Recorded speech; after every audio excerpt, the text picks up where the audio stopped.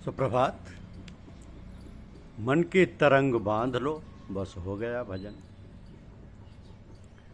मन की तरंग बांध लो, बस हो गया भजन।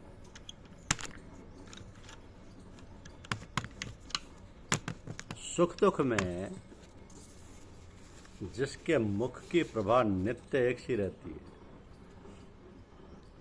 जो आत्मा में तृप्त है, आत्मा में ही संतुष्ट है, आत्मा में ही क्रीड़ा करता है, आत्मा में ही रत रहता करता है, रति करता है, निंदा सुनकर जिसके मन में क्षोभ नहीं आता और प्रशंसा सुनकर जो हर्षित नहीं होता, वही भक्त है, वही जीवन मुक्त है, वही महात्मा है, वही सेवनीय है और वही पूजनीय है।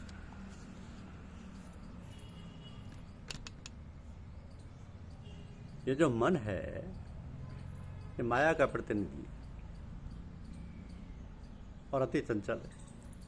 हम दिन भर जितने व्यक्तियों के संपर्क में आते हैं, जो कार्य करते हैं, जो सोचते हैं, पुरानी स्मृतियां, संस्कार, ये सभी हमारे मन को अपने स्थूल सूक्ष्म तरंगों द्वारा चंचल करते रहते हैं। माया नहीं चाहती है कि आपकी सूरत या प्राण शब्द व प्रकाश में जाएं। ये मन चातुष्ट दिखलाई नहीं देते, इसलिए समझ से परे हैं और नियंत्रण में भी नहीं है। तो संतों ने इस मन का स्वरूप पहचाना कि ये मन त्रिगुण का मेल है। अतः त्रिगुणात्मक का मेल मन हमारे बस में रहे, इसके लिए संतों ने इनके काट की 3 युक्तियां बताई: सुमरन, ध्यान और भजन। अब चूंकि तीनों गुण सबके अंदर हैं, इसलिए तीनों सुमरन, ध्यान, भजन सबके लिए हैं। संतों की इस खोज की विशेषता यह है कि मनुष्य चाहे किसी भी प्रकृति का घोड़ा लगाम, किसी भी प्रकृति का हो, मनुष्य चाहे किसी भी प्रकृति का हो, उसका काम इन तीनों से अवश्य बन जाता है।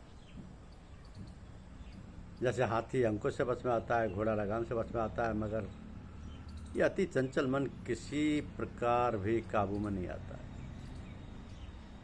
तो संतों ने खोज की और खोज का सरल तरीका यही है: सुमरन, ध्यान और भजन। मन को एकाग्र करने के लिए, नियंत्रण में रखने के लिए, क्योंकि तन थिर मन थिर वचन थिर सुरत निरत थिर होय। कहे कबीर एक पलक की करप न जाने कोई। अर्थात मन शांत होने पर एवं मन को उलटने पर सूरत शब्द सुनती है और प्रकाश देखती है। सतलोक के आगे जहाँ सूरत का गम नहीं है, वहाँ निरक्त साक्षी है और निराकार का अनुभव करती है। ऐसा एक पल भर लंबे जीवन से बेहतर है। तो माला फेरू न हरि भजूं, मुख से कहूँ न राम, मेरा राम मुझको भजे तब पाऊँ विश्राम। जब हम दुख में होते हैं तो सुमरन करते हैं और माई रे बाप रे चिल्लाते हैं। ये एक प्रकार से माँ बाप का सुमरन ही है। सुख में सुमरन ना किया, दुख में किया याद। कहे कबीर ता दास की कौन सुने फरियाद। हम मनुष्यों की प्रकृति 3 गुणों से मिलकर बनी है: सतोगुण, रजोगुण और तमोगुण। ये तीनों सबके अंदर है, लेकिन भिन्न भिन्न अनुपात में। मन इन 3 गुणों के कारण अति चंचल है। शरीर, मन और प्राण में मन बीच की कड़ी है। हम 24 घंटे में इन तीनों में आते जाते रहते हैं। मन ही हमें शरीर में लाता है, मन ही प्राण में भी ले जाता है। इसलिए कहा है कि मनुष्य मन एवं मनुष्यानाम कारणम बंधो मोक्ष। ये मन माया का प्रतिनिधि है और अति चंचल है। तो हम दिन भर जितने व्यक्तियों के संपर्क में आते हैं, जो कार्य करते हैं, जो सोचते हैं, पुरानी स्मृतियाँ, संस्कार, ये सभी हमारे मन को अपने स्थूल सूक्ष्म तरंगों द्वारा चंचल करते रहते हैं। प्रभु को पाने के लिए मन से उनका स्मरण करना ही सुमिरन है। प्रभु को जब कातर स्वर से पुकारते हैं तभी कृपा होती है। बालक को जब चोट लगती है तो वो पहले माँ माँ कहकर रोता है। इसी भावना से प्रभु का स्मरण भी सुमिरन है। भगवान बिना पुकारे सहायता के लिए नहीं आते, ये उनकी मर्यादा है। जैसे द्रौपदी का चीरहरण का प्रसंग, जब द्रौपदी को सभी सांसारिक आशाएं टूट गई, तब उसने हाथ जोड़कर कहा कि हे कृष्ण पाहि माम त्राहि माम। दुशासन द्रौपदी की चीर खींचकर नंगी करना चाहता है। निस्सहाय द्रौपदी जब भगवान कृष्ण का स्मरण करती है और पाहिमाम के पुकार लगाती है तो दीन द्रौपदी की लाज रखने हेतु दीनानाथ चीर बढ़ाते हैं। चीर बढ़ता है, दुशासन चीर खींचते खींचते थक जाता है। समझ में नहीं आया कि नारी बीच सारी है कि सारी बीच नारी है, कि नारी ही की सारी है कि सारी ही की नारी है। सारी का अंबार लग गया और द्रौपदी की लाज रखने में राका नारे ने बचा ली। तो फिर तो जिसके रक्षक स्वयं प्रभु है उसकी लाज कैसे जा सकती है। पर हमारी बुद्धि को भगवान पर जल्दी आशा भरोसा विश्वास नहीं होता। आम तौर से मनुष्य अपने बाहुबल पर, धनबल पर और बुद्धिबल पर ही भरोसा करता है। माया ने भ्रूमध्य में स्थित कपाट को बंद कर रखा है जिससे आत्मा परमात्मा में ना मिल सके। यदि घर में मालिक है तो दरवाज़ा बंद हो, और यदि अंदर जाने वाला व्यक्ति दीवार पर इधर उधर आवाज़ दे तो मालिक नहीं सुन सकेगा और दरवाज़ा नहीं खुलेगा। परंतु जब ठीक स्थान पर आवाज़ देगा, दरवाजे पर सुमिरन करेगा, पुकारेगा तो मालिक अवश्य से सुनेगा और अंदर जाने के लिए दरवाज़ा भी खोलेगा। तभी तो कहते हैं ना कि द्वार धनी के पड़ा रहे, धक्का धनी के खाए, कब धनी निवाजे ही दो दर्द छोड़ न जाए। तो जो भ्रूमध्य, जो ब्रह्मांड शरीर में प्रवेश का दरवाज़ा है, ऐसे मन को एकाग्र करके स्वामी का मन से स्मरण कीजिए। यही सुमरन है। क्या सुमरन करते रहने के लिए ही सुमरन करते हैं या इसका कोई और उद्देश्य है? सुमरन से मन एकाग्र हो जाता है। मन की वृत्तियों को रोकने के लिए सुमरन किया जाता है। सहारे के लिए शिष्य को भी और रुचि के अनुरूप सदगुरु, राम, ओम, राधा स्वामी, अल्लाह आदि में से किसी का नाम दान देते हैं। सदगुरु ही नाम के धनी है और वे नाम दें उसी के सहारे सुमरन करते हैं। तो सुमरन की परिपक्व अवस्था में नाद ध्वनि सुनाई देने लगती है। तब नाम का सुमरन बंद करके सूरत नाद सुनने लगती है।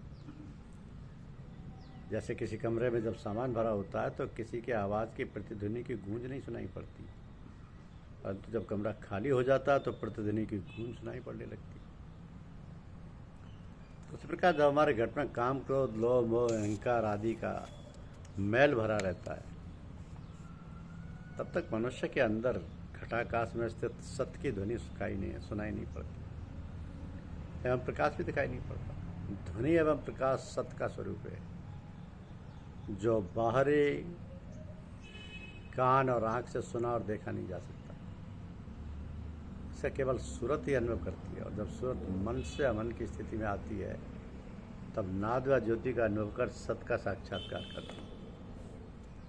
तो प्रारंभ में जब सुमिरन की परिपक्व अवस्था होती है तो भूमध्य में घंटे और शंख की ध्वनि सुनाई पड़ती है।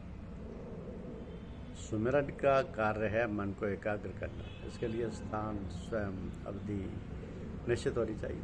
सुमिरन पहले मुँह से करें, फिर मन से करें, फिर मन के भीतर चलें, प्राण से सुमिरन करें, फिर अजपा जाप करें। जपा मरे अजपा मरे, अनहद हु मर जाए। सूरत समानी शब्द में ताही काल नहीं खाए। तो सुमिरन शुरू की सीढ़ी है। ये मैं समझिए कि बिना इसके मन एकाग्र हो सकता है। यदि मन के शांत होने में सुमिरन की आवश्यकता ना महसूस हो तो समझिए कि अन्य जन्मों से इसे पूरा कर लिया है और आपस से आगे की अवस्था में है। सत्वगुणी व्यक्तियों के लिए ध्यान और भजन की विधान है, ध्यान और भजन का। लेकिन तमोगुण प्रधान व्यक्ति के लिए सुमिरन प्रधान है। जब आप सबसे बड़े हाकिम के पास पहुंच जाते हैं तो छोटे हाकिम की तरफ नहीं देखते। जो स्वामी के चरणों में चला गया वह फिर संसार की तरफ नहीं आना चाहता। पंच तत्वों के समन्वय से शरीर व सृष्टि बनी है। दो परस्पर विरोधी तत्व जैसे जल और अग्नि एक साथ नहीं रह सकते, परंतु चूंकि प्रभु हमारे शरीर में स्थित हैं, सदगुरु अंदर बैठे हैं, उनकी कृपा से दोनों परस्पर विरोधी तत्व एक साथ स्थित हैं बिना किसी व्यवधान के।